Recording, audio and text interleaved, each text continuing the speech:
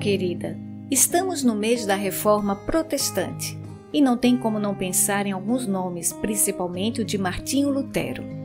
Mas você já parou para pensar que tiveram mulheres que viveram nesse período e que foram importantes? As esposas dos reformadores receberam grandeza dos seus maridos e retribuíram transmitindo delicadeza, bondade e beleza às suas vidas e ministérios. O que teria sido de Lutero sem a sua Kate? De Zwinglio sem Ana, a sua inseparável companheira. As mulheres da Igreja Reformada têm sido um elemento importante na sua história. Assim como Débora e Esté, juntamente com as Marias do Novo Testamento, ajudaram a construir a história bíblica, assim também as mulheres da Reforma têm contribuído para tornar sua história ainda mais gloriosa. E tem algo em comum entre elas que podemos perceber. Encontra-se no livro de Provérbios, capítulo 31, versículo 30, que diz: enganosa é a graça e vã a formosura, mas a mulher que teme ao Senhor, essa será louvada. Eu sou Daniela Palomares e convido você a conhecer um pouco da história de Anna Reinhardt. A Ana foi esposa do famoso reformador Ulrich Zwinglio. Ele foi um ministro que ajudou a desenvolver o trabalho mais na Suíça.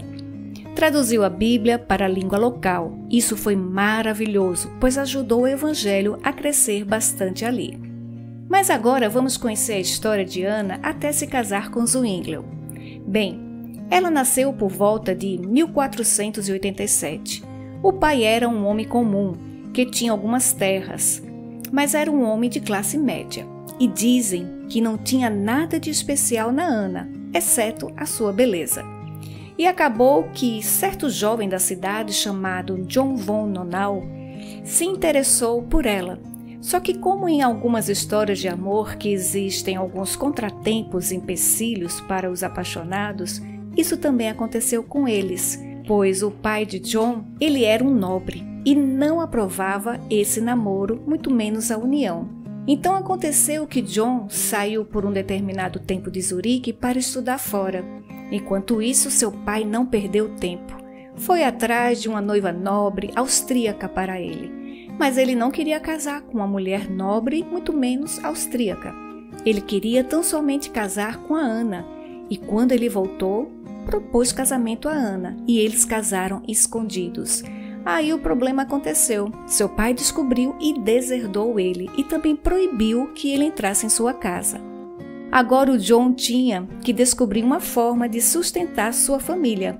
Então ele buscou fazer parte do conselho da cidade. Ele seguiu, apesar do seu pai tentar atrapalhar, mas o pai não conseguiu. Depois de estar fazendo parte do conselho, ele se alistou para o exército. Sendo convocado, foi para a guerra.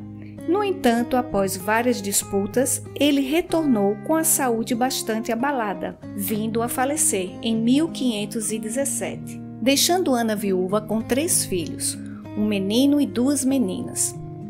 Podemos perceber que Ana viveu momentos de sofrimentos em sua vida. Mesmo assim, Ana continuou criando seus filhos até o dia que chegou o grande reformador Zwinglio em sua cidade. Uma pessoa especial chamou a atenção dele. Essa pessoa foi o filho de Ana, Gerald. Nesse momento não foi Ana que chamou sua atenção. O que chamou a atenção a Zwinglio de Gerald foi que ele era muito inteligente. Então Zwinglio acolheu para ensinar latim e grego. E nesse momento Zwinglio percebeu tamanha inteligência era dotada esse menino e pediu para que outro tutor em outra cidade cuidasse dos estudos dele. Mas acontece que nesse meio tempo Gerald começa a se envolver com más companhias e basicamente largou a fé. Vivia de uma maneira totalmente imoral.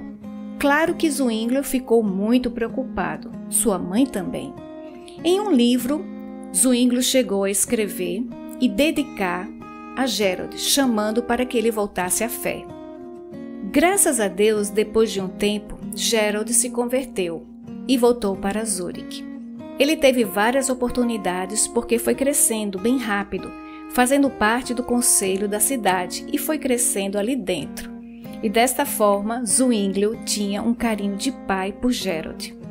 Mas acontece que nesse meio tempo, Zwinglio começa a prestar atenção e se apaixona por Anna. Só que tinha um empecilho. Naquele tempo, os ministros reformadores ainda não tinham se casado.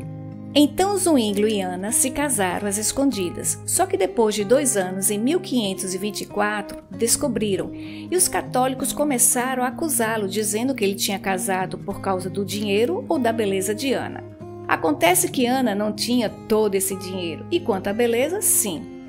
Quando olhamos para a vida de Anna, agora como esposa de um grande reformador, percebemos o quanto ela foi uma auxiliadora idônea. Ela ajudava os pobres e doentes, chegou a ser comparada a Dorcas por tão grande dedicação que tinha em servir ao seu próximo. Ela também acolhia muitas pessoas em sua casa, esses que eram perseguidos por causa da reforma. Ela era tão acolhedora que conta-se que um chanceler superior de Silésia ficou tão cativado pela forma cristã como administrava sua casa que declarou que nunca esqueceria da atmosfera piedosa daquele lar, referindo-se a Anna como esposa anjo.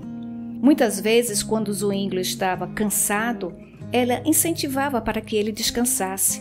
O outro ponto interessante é que quando Zwinglio começou a traduzir a Bíblia, todos os dias à noite ele lia uma porção do esboço para ela. E depois que a Bíblia foi publicada, se tornou o livro preferido de Anna. E ela queria ter certeza que todas as famílias da congregação da igreja dela tivessem uma cópia dentro de seus lares.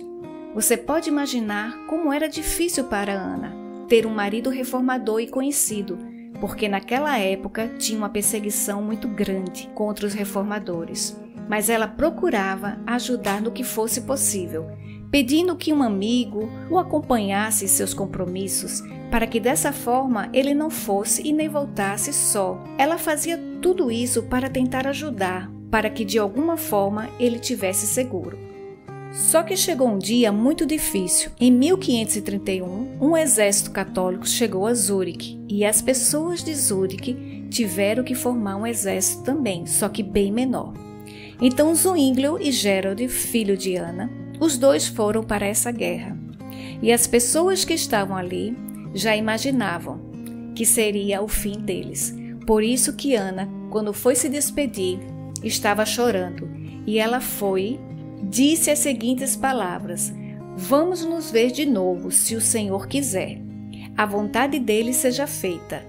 E o que você vai trazer quando voltar?" Então Zwinglio respondeu: "Bênçãos depois da noite escura."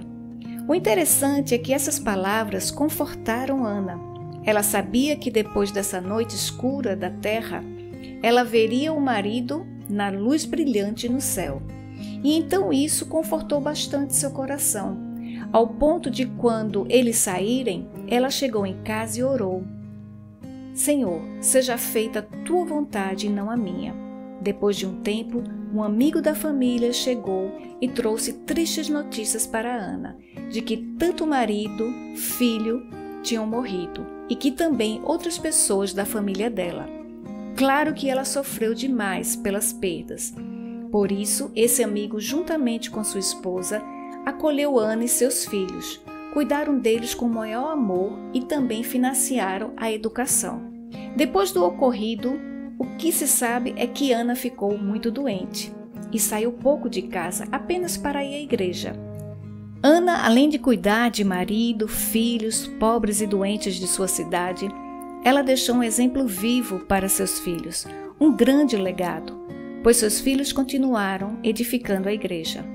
A fidelidade de Anna viveu mais do que seu corpo.